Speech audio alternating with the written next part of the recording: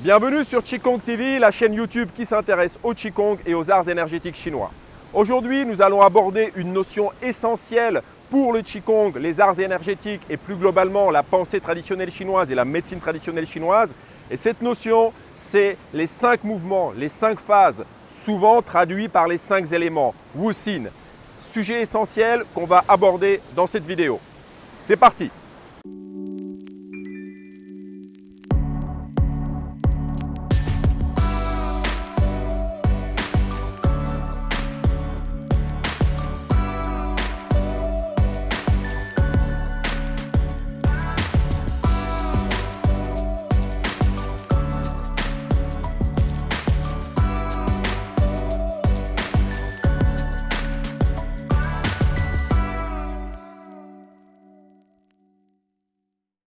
Avant de commencer, comme d'habitude, je vous invite à laisser un petit pouce bleu, à vous abonner à la chaîne pour me soutenir et n'hésitez pas à laisser des commentaires pour partager votre expérience sur le sujet que j'aborde dans cette vidéo ou simplement pour me dire ce que vous auriez envie d'entendre, les sujets que vous auriez envie que je traite.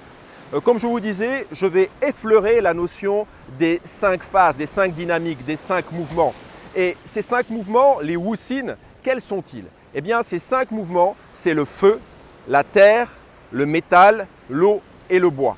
Et de quoi nous parlent ces 5 dynamiques? Eh bien, ces 5 dynamiques, c'est 5 modalités d'expression du Qi. Ces 5 modalités du yin et du yang, de la manifestation du yin-yang dans le monde. Quand je vous dis les 5 modalités, eh bien par exemple le feu nous parle de la modalité absolue du yang, de l'expression absolue du yang. Le feu c'est le yang du yang, alors qu'à l'opposé nous avons l'eau. L'eau c'est le yin du yin, c'est le yin absolu. Et bien sûr entre les deux nous avons les phases intermédiaires. On va dire le yin naissant qui lui sera associé au métal et puis le yang naissant qui lui sera associé au bois. Mais il y a aussi autre chose. Dans ces 5 dynamiques, nous avons une expression de mouvement. La nature est animée de mouvement. La perception qu'on a dans la pensée traditionnelle chinoise de l'univers, de l'homme et de même dans la médecine traditionnelle chinoise, la perception qu'on a de la santé, c'est une perception des choses en mouvement et en transformation. La santé, que ce soit dans l'homme ou l'équilibre, qu'il soit dans le macrocosme ou dans le microcosme, c'est-à-dire dans la nature autour de nous, eh bien, il découle de ce mouvement harmonieux et de ces mouvements de transformation, de ces transmutations, de ces passages entre ces différentes phases de manière harmonieuse. Ainsi, le passage d'une saison à un autre, du jour à la nuit, et puis la circulation des différents souffles dans la nature ou dans l'homme, que ce soit le qi qui circule dans les méridiens ou que ce soit les souffles, les éléments naturels tels qu'ils circulent dans la nature. Eh bien, cette notion de mouvement est vraiment centrale. Et cette notion de mouvement, justement, elle va s'exprimer, elle va se manifester également dans ces 5 phases. Ces 5 phases vont permettre justement de l'appréhender d'une manière claire. Eh bien, le feu, lui, il nous parle d'un mouvement ascendant, justement. C'est cette manifestation ascendante du souffle, du yin-yang. Je vous disais du yang absolu ici. Et de l'autre côté, l'eau, elle va nous parler d'un mouvement descendant. Vous vous en doutez, le feu naturellement monte quand vous le regardez et l'eau naturellement descend. Eh bien, l'eau, justement, c'est ce mouvement descendant. Donc, à côté de ça, comme je vous disais, nous avons le yin naissant et le yin naissant, lui, est associé au mouvement du métal, à la phase du métal, la dynamique du métal. Et le métal, eh bien, vous pouvez imaginer un métal liquide qui va se refroidir et donc se densifier et donc animé d'un mouvement centripète. Et c'est de ça que ça nous parle. Le métal nous parle d'un mouvement centripète. Et de l'autre côté, nous avons le yang naissant qui, lui, est associé au bois. Et le bois, comme dans la nature, vous voyez bien comment les choses se manifestent dans la nature. Quand une plante commence à croître, quand le printemps se manifeste, puisqu'entre parenthèses, le bois, chacune de ces phases est associée aussi à une saison et le bois est associé au printemps. Donc le moment où les choses émergent, c'est la naissance du yang. Eh bien, le mouvement de ces plantes qui sont en train de croître, c'est un mouvement centrifuge, un mouvement du centre vers la périphérie.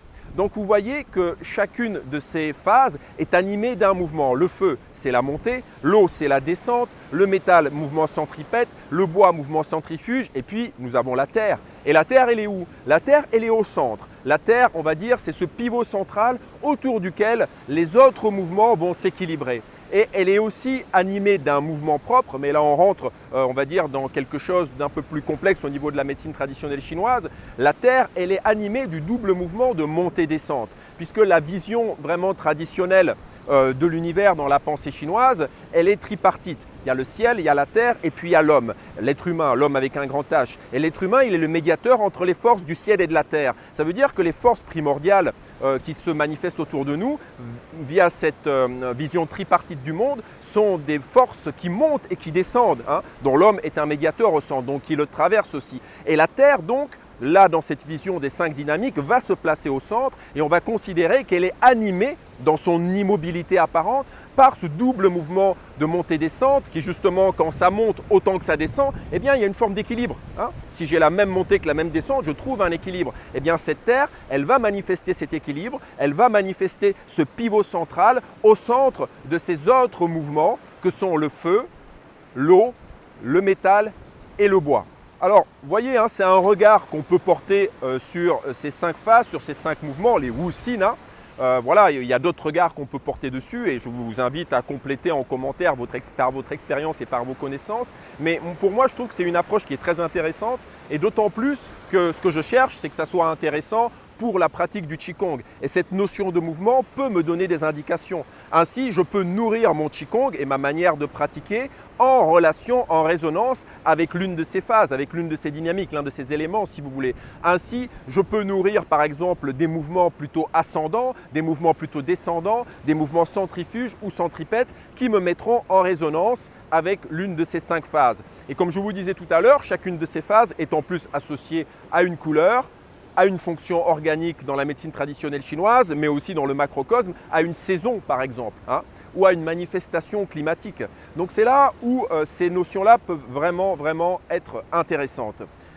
Comme je vous disais, les 5 éléments, les Wu-Xin, 5 expressions du yin et du yang dans la nature, que ce soit dans la nature autour de nous, dans le macrocosme, ou dans notre nature intérieure, dans le microcosme. Hein. Et ces 5 phases vont nous renvoyer par la suite vers quelque chose de plus approfondi qui seront les 8 trigrammes et la notion du I Ching avec les 64 hexagrammes qui sont tout autant de manifestations et de modalités du yin et du yang dans l'univers, mais d'une manière encore plus précise. Là, on est sur 5 modalités. C'est comme si on avait découpé, on va dire, ce mouvement du yin-yang en 5. Et bien, dans les 64 hexagrammes, on pourra le découper en 64. Mais c'est vraiment des notions qui sont beaucoup plus complexes. Alors, on pourrait mettre en relation ces Wu-Xin, ces 5 phases, avec le diagramme du Tai Chi, le fameux Tai Chi Tu, hein, ce cercle avec à l'intérieur un côté yin, un côté yang, et puis un peu de yin dans le yang, un peu de yang dans le yin. Eh bien, si on les met en relation avec ce diagramme du Tai Chi, on peut placer justement le feu au niveau du yang absolu, c'est-à-dire ce côté blanc qui est le plus gonflé, hein, c'est le yang à son apogée. On pourrait placer l'eau, c'est-à-dire le grand yin, au niveau de l'apogée du yin justement dans ce diagramme, donc le côté noir qui représente le yin, donc le côté noir le plus gros, le plus gonflé. Et puis le bois, ça serait la naissance du yang, donc là où ce petit filet blanc commence à naître et à grandir, ça c'est la naissance du yang, on pourrait placer le bois là.